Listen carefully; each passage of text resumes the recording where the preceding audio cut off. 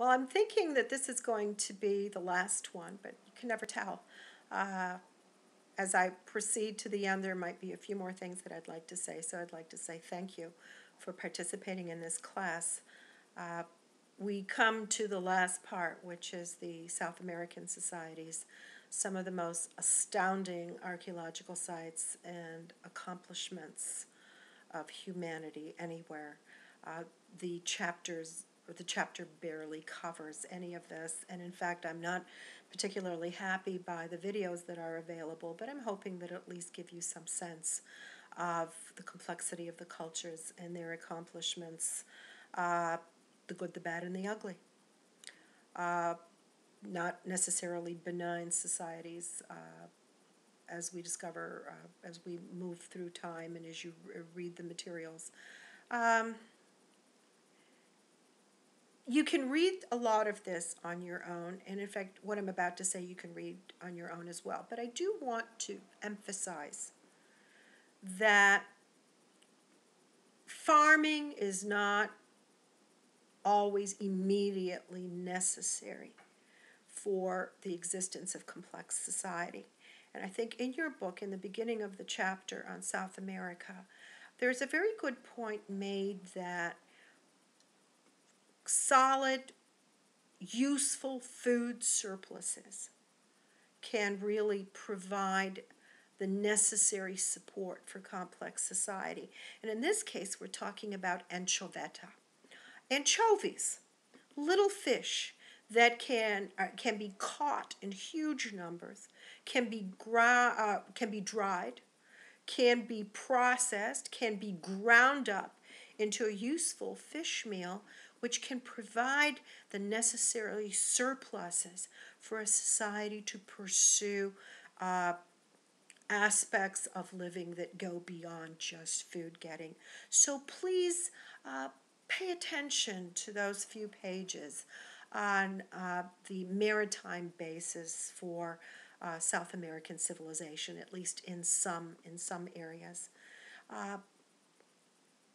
Again, what you're reading barely scratches the surface of the complexity of the societies that are being discussed, and I hope that as you leave this class, as you move on to living your lives, that at some point perhaps you'll have a chance to travel on this continent in Central America, perhaps even into South America, that you have a chance to visit some of these places.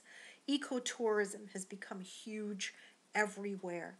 Middle-class people who have the funds are choosing to travel to archaeological sites, and many governments are choosing to invest money in high-quality museums and interpretations of the different places that you can visit. And in some places, perhaps not so much so. I don't know. I've not actually been there, but places like the Nazca Plain, where you have huge images of animals like whales and spider monkeys and tarantulas, or giant spiders, and huge geometric images on a plane that can only be seen from the sky, really grab our imagination. And those might be more difficult to see unless you do a balloon trip or plan a special plane trip when you're in that part of South America. But just let us remember something. We may say, oh, you can't see it from the sky. But consider, except from the sky, consider the possibility that it was never intended to be seen by human beings from the sky. That maybe the creation of these images was the actual important part, this participation in the creative process that was part of the ideology or part of the religious process. The whole concept of sacred spaces, which was discussed in the previous chapter as well in Central America, is something that we are only beginning to understand.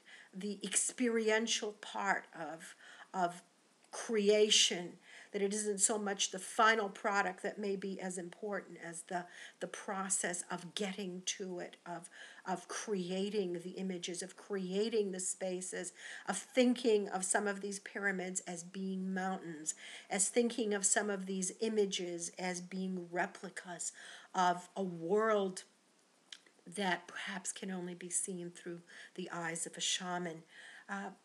So we need to be very careful not to be ethnocentric. And that's something we archaeologists have to consider as well.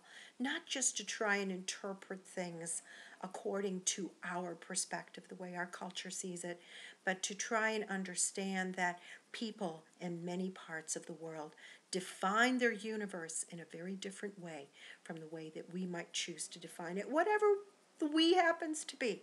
There's a huge amount of variation, and that is perhaps the hardest thing for us to do in archaeology, is to try to understand aspects of the spiritual, which are everywhere around us. And certainly, just because it's hard to understand and hard to interpret doesn't mean we should stop. We should always try and understand. And I guess that's a good place to end our conversation, that we should always be making an effort to understand the world around us.